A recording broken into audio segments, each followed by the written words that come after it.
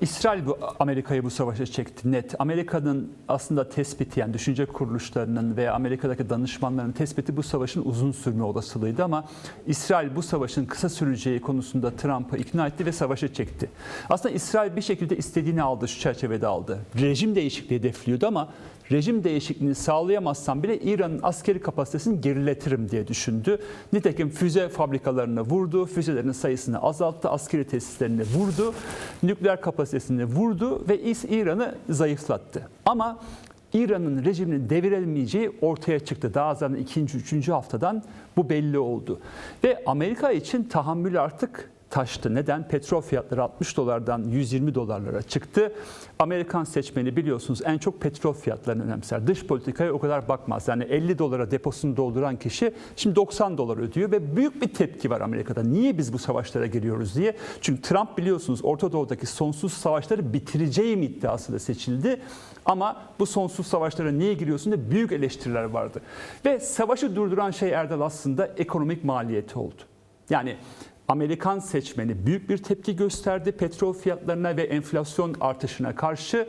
Buna karşı Trump çıkış yolu arıyordu. Zaten 3 haftadır, 4 haftadır bir çıkış arıyor dikkat ederseniz. İran için de savaşı bitiren ekonomik maliyeti oldu. Bakmayın, İran kuyruğu dik tutmaya çalışıyor ama şu anda İran'da 3 milyon insan işini kaybetti. Büyük bir yoksulluk, yoksullaşma, işsizlik durumu var. Zaten vardı. Ve zaten vardı, daha da arttı. Bir de Hürmüz'ü kapattığı zaman, yani Hürmüz yalnızca İran kapattım dedi ama bu sefer Amerika da Hürmüz'ü İran için kapattı ve can damarını aslında kesti. Bu işin İran içinde dayanılmaz bir hal aldı. Bu noktada çok önemli bir şey oldu. Pakistan, Mısır ve Türkiye ve Suudi Arabistan devreye geçti. Özellikle Pakistan'ın çabaları önemliydi ve bu üçlü dörtlü çok önemli bir koordinasyon yaptılar. Pakistan, Mısır, Suudi Arabistan ve Türkiye bu konuda ciddi bir çaba içine girdiler ve Amerika bu ülkelerle çalıştı. Özellikle Pakistan açısı çok önemliydi. Türkiye, Suudi Arabistan ve Mısır da buna destek verdiler ve anlaşmanın şartları hazırlandı. Biliyorsunuz İran için en önemli şey Hizbullah'a karşı olan saldırıların durdurmasıydı. Çünkü bugün de Trump çıktı dedi ki artık İsrail Hizbullah'a saldırmayacak dedi.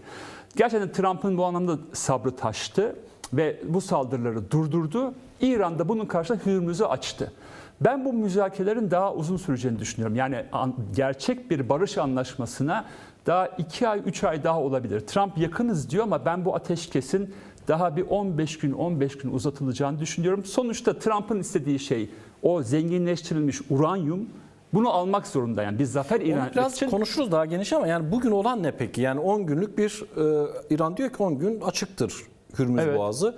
Lübnan ateşkesi şartına bağlı. Evet. Peki ateşkes uzamazsa?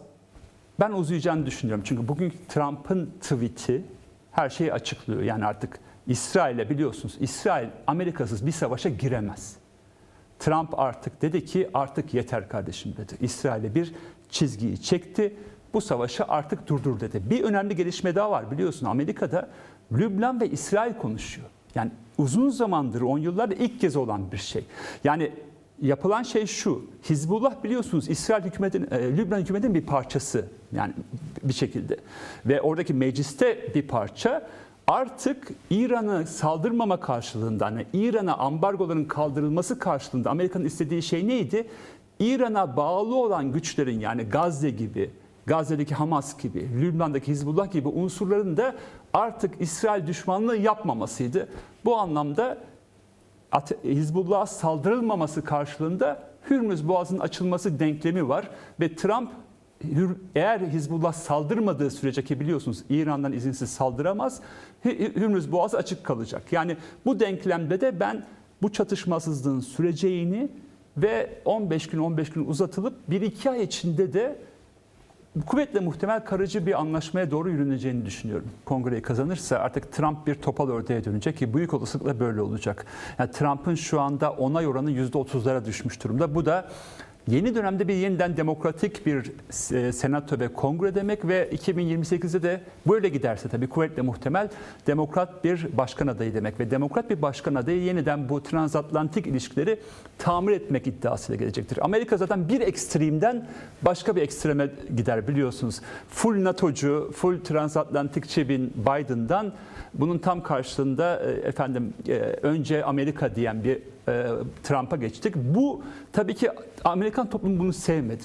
O kadar da bu kadar bir ekstrem noktada olmasını sevmedi ve ekonomik olarak da sonuçları negatif oldu. Yeniden bunları tamir etme iddiasında ben olacağını düşünüyorum. Kasım ayından sonra Amerika'nın bu iddia, ama Avrupa ne kadar Amerika'ya bir daha güvenebilir, bu da ayrı bir konu. O yüzden Avrupa'daki zaten tartışma artık biz ne olursa olsun yeni bir demokrat başkan gelse bile kendi ayaklarımız üzerinde durmalıyız düşüncesi var.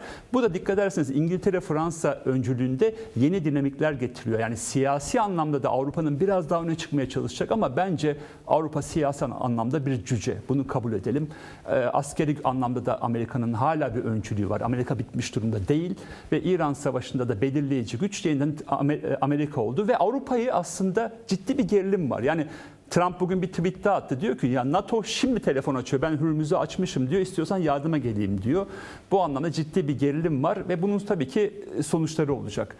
Antalya Diplomasi Forumu ile ilgili bir şey ben söyleyeyim müsaade edersen. Bence bu önemli. Hani bölgemiz için çok önemli. Az önce Fatih söyledi. Tom Barak'ın açıklamaları.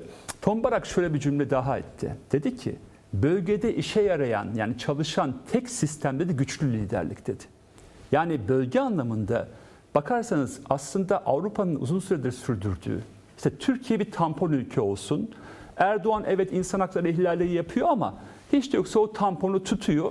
Erdoğan'a gözümüzü kapatalım dedi. 2015'ten beri biliyorsunuz Merkel 2015'te Erdoğan seçimi kaybettikten sonra mülteci için kapıları açmıştı. Merkel gitti Erdoğan'a 3 ay içinde yalvardı ve sen merak etme ben seni eleştirmeyeceğim dedi, sana para vereceğim dedi. Sen de bir tampon ülke olarak kal dedi, mültecileri tut dedi. Ondan beri Türkiye'de demokrasi geriye gidiyor ve çatışmalı bir süreç içindeyiz. Şimdi Avrupa bu anlamda zaten bölgede işte bu güçlü lider dediğimiz otokratik rejimlere yeniden dönelim. Yani efendim Suriye'de Ahmet Aşara olsun, ona biliyorsunuz o anlamda tam destek var. Suudi Arabistan gibi diğer rejimleri zaten değiştirme iddiası yoktu. İran rejimi aman kalsın, başımıza bela olmasın, enerji güvenliğimiz için ihtiyacımız var. Türkiye'deki rejimde kalsın diye bir bakış vardı.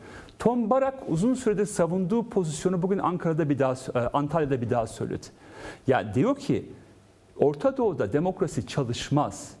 Güçlü liderlerle ancak biz bu işi götürebiliriz diyor. Dedi ki bir konuşmanın içerisinde Avrupa Birliği üyeleri bundan sonra Amerika'ya ne kadar güvenir? Bütün müttefiklerin evet. Aslında problemi Kürtlerin de aynı şekilde. Yani son İran Savaşı ile birlikte yeniden gördük. Kürtler Amerika Birleşik Devletleri'ne ne kadar güvenir, ne kadar güvenmez.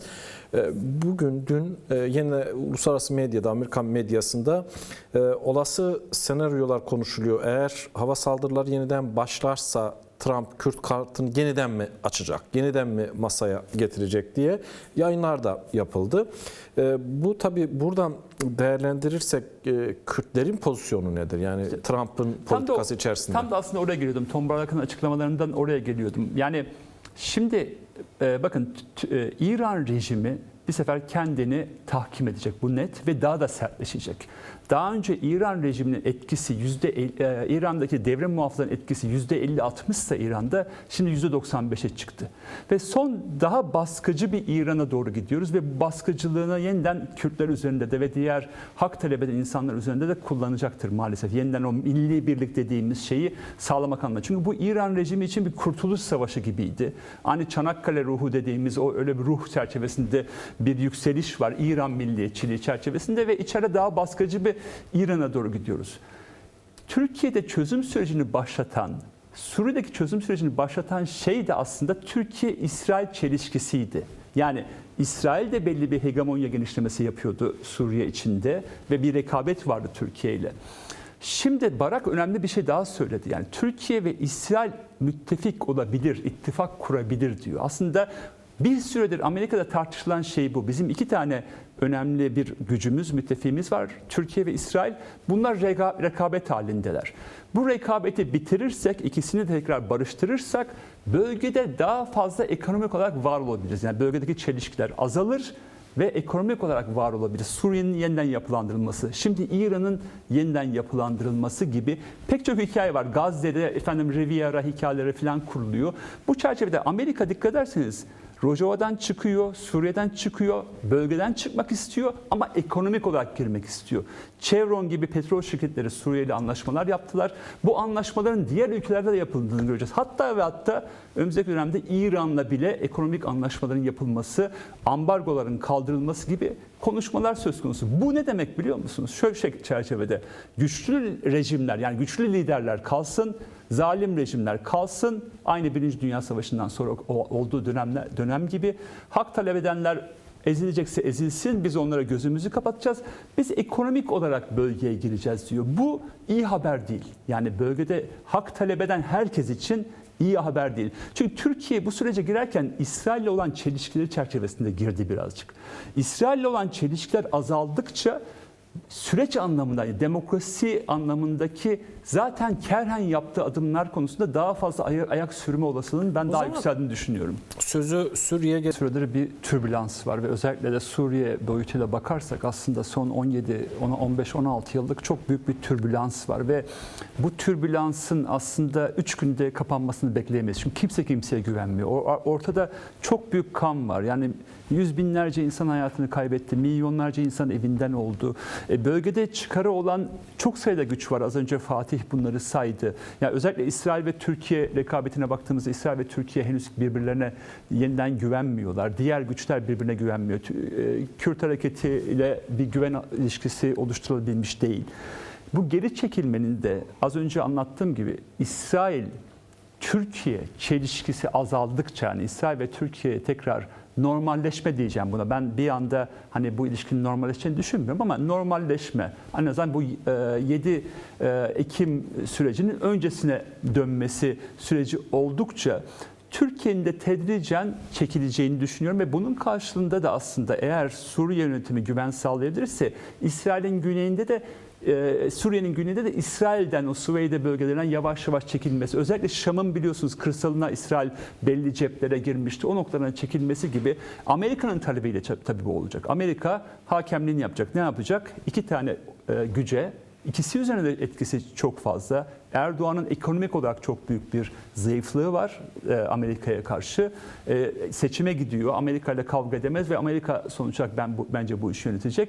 İsrail ise Lübnan meselesi üzerinden ve İran'la bak ben nükleer silahını geri alıyorum, onlara ambargolarını kaldırıyorum. Sen de bu Lübnan'la arasındaki meseleleri hallet, yavaş yavaş çekil diyecek. Yani tedricen hem İsrail'in hem Türkiye'nin yavaş yavaş Suriye'nin çekilmesi ve Amerika'nın aslında bakın Tom Barak'ın özellikle istediği şey Amerika'nın ekonomik olarak girmesi Suriye'ye. Yani askeri olarak ben çıkıyorum, bölgeye belli bir istikrar getireceğim ve Chevron gibi enerji şirketleri ve başka altyapı şirketleri, bakın Suriye'nin yeniden yapılandırılması için 200 milyar dolar en az para gerekecek. Bunların için Amerikan şirketleri girecek, Türk şirketleri girecek. Bu açıdan belli bir istikrara ihtiyaç var. Ve Kürt meselesinde de Suriye'de ve Türkiye'de sürdürülmesini istiyor Amerika. Ama durum şu ki maalesef Türkiye ve Suriye bu konuda hani cesaretlendirildikleri için en fazlasını isteyip en azını verme eğiliminde olacaklar. Kürtlerin Şam'da daha fazla söz sahibi olmak için Amerikan teşvik edici bir politikası vardı Avrupa Birliği. Ama artık bu devam eder mi? Hayır, etmeyeceğini düşünüyorum. Yani dediğim gibi bakın dikkat ederseniz AKP'nin sözcülerine bakın. Şimdi Ömer Çelik'in diline bakın. Çok maksimalist değil mi? Hep sen yap ben bakayım durumunda. Erdoğan'ın söylemine baktığımızda Şara da benzer bir şekilde. Yani görüşmelerde dur bakalım diyorlar. Adım atmıyorlar. Niye? Çünkü bu Tom Barak'ın açıklamaları onları cesaretlendiriyor. Yani diyor ki İran rejimine bile el sıkan, düşünün ki İran rejimi onlar için tırnak içinde şeytan değil mi? En kötü rejimdi. Trump baktı ki bileğini bükemedi. İran rejimiyle bile anlaşma peşinde koşan bir Amerika gerçekliği varken ben zaten İsrail'e saldırmıyorum. Peki, niye benimle uğraşsın diyor. Erdoğan da bu konuda cesaretlenmiş durumda. O zaman şuradan şöyle bir giriş yapalım demokratik toplum sürecine. Bu bölgesel konuştuğumuz şu saate kadar gelişmeler süreci nasıl etkiler? Olumlu veya olumsuz. Çünkü orada da yani bir kısır döngüye dönüşmüş durumda Ankara açısından, adım atmıyorlar. Vallahi laf var, adım yok. Bakın şöyle söyleyeyim. Bence Abdullah Öcalan bu meseleyi çok iyi okuyor. Yani dünyanın nereye gittiğini görüyor. Üçüncü Dünya Savaşı'nın ayak izlerinin olduğu bir dönemde bu dönemin kazanımının ne olacağına bakmamız gerekiyor. Bence Sayın Abdullah Öcalan da buna bakıyor. Yani karanlık bir dönemdeyiz. Rejimler kendini tahkim edeceği bir dönemdeyiz. Yani İran rejimi kendini tahkim edecek değil mi? Ne yapacak? Kürtlere dönük baskı politikalarına devam edecek. Türkiye rejimi baktığımızda Erdoğan son derece kendini tahkim etmiş durumda. Yani en azını verip süreci bitirmek niyetinde olduğunu düşünmüyorum ben Erdoğan'ın. En azını verip bir şekilde en fazlasını talep eder durumda. Şara benzer bir şekilde, yani o 29 Ocak anlaşmasında yine o anlaşmayı sürdüreyim ama en azını vereyim, yine bu şekilde süreci sürdüreyim eğiliminde. İşte bu da bölgede kazanım dediğimiz şeyin bu dönemde, bu karanlık içinde ne kazanabiliriz diye bakmamız lazım. Evet, biliyorum Kürt halkının beklentileri büyük, hepimizin demokrasi beklentileri büyük. Ama bakın Amerika'da bile demokrasi bu kadar gerilemişken, Avrupa'da aşırı sağ bu kadar yükselmişken, Avrupa içe kapanmışken, dünyada... Bu arada Orban kaybetti Ama doğru, ama bakın yine de bir ütopyamız yok. Evet, Yani bizim acaba otoriter rejimler kaybediyor tartışması demokratik bir açıldı. toplum hayalimiz var, sosyalizm hayal. Bunlardan çok uzak noktalardayız. O açıdan bence tabii ki en fazlasını hayal etmek elbette devam. Devrim hayalimiz devam edecek ama bu karanlık dönemde bakın bu insanların para puldan başka dertleri yok. Yani bu kadar açık. Çıkardan başka dertleri yok. Amerika'da dahi olarak söylüyorum. Zaten çıkarlar her zaman öndeydi. Ama insan hakları da önemliydi. Belli noktada önemliydi. Şimdi Orta Doğu ile ilgili aman Orta Doğu'da diktatörler rejimlerini tahkim etsinler. Ekonomik olarak biz bölgeye girelim. Askeri olarak uğraştık. Kaostan başka bir şey çıkmadı. Afganistan'a girdik. Mahvoldu. Taliban'a bıraktık. Suriye'ye rejimi devirmeye kalktık. IŞİD çıktı. Aman Şara kalsın. Türkiye'de aman Erdoğan kalsın, tampon ülke olsun. Türkiye'den zaten başka bir beklentimiz yok durumda. İran rejimine bile gözünü yummuş bir Amerika gerçekliği. Bu açıdan Orta Doğu'da demokrasi hayalini, yani çıtamızı şu anda bu dönemin kazanımı olarak nereye getirebileceğine bakmalıyız. Bence bu dönemin kazanımı meşrulaşmak olacak. Yani şu anlamda hep böyle terörist diyorlardı, şu diyorlardı, hep böyle bir meşruiyet dışında bir alana doğru itiliyordu Kürt Özgürlük Hareketi. Şimdi bu dönemde hem Suriye'de hem Türkiye'de eğer başarılabilirse, bence en büyük başarı bu olacak. Hem Sayın Abdullah Öcalan'ın bir statü kazanması, baş müzakereci olması, müzakerelerde alınabileceğinin en yukarısına, yani demokratik adım anlamında, yalnızca Kürtler için değil, Türkiye'de herkesin derdi var. Bu adımların atılabilmesi, biraz normalleşmenin sağlanması bence bu dönemin kazanımı olacak. Bunun üzerine demokratik siyaset alanında örgütlülüğümüzü artırabileceğiz. Hem Suriye'de bakın, yani yalnızca sonuç olarak bu bizim hayallerimiz Kürtler için değil ki, ben bir Ermeniyim, aynı hayalleri paylaşıyorum. Aynı hayali paylaşan Türkler var. İşte o çatışmasız sürece girdiğimiz zaman o zaman en büyük görevimiz başlayacak. O demokratik siyaset alanında, açılan alanda örgütlülüğümüzü artırmak ve etki alanımızı artırmak gibi bir görevimiz olacak. Yani o açıdan bence devletten beklemekten ziyade bu dönemde bu kazanımları elde edip demokratik siyaset alanında mücadeleyi büyütmek için hazırlıklarımızı ve örgütlülüklerimizi çalışmamız gerekiyor.